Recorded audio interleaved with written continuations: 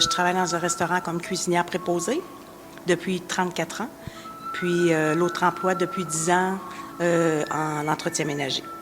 En fait, ça m'est quasiment été imposé, mais avec un emploi, je pourrais arriver, mais je préfère avoir 2 emplois.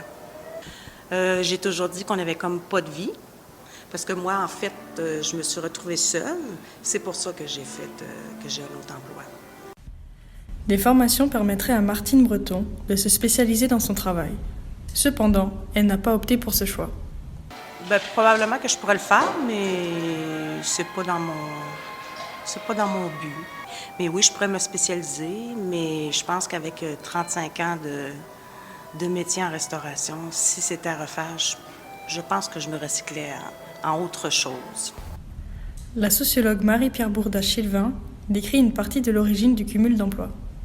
Dans ce qu'on a appelé les 30 glorieuses, donc, qui était en quelque sorte l'apogée de la société salariale, on avait un modèle de relation d'emploi qui était fondé sur un emploi typique. L'emploi typique à ce moment-là était un emploi qui était à temps plein, qui était permanent et qui occupait environ 40 heures par semaine.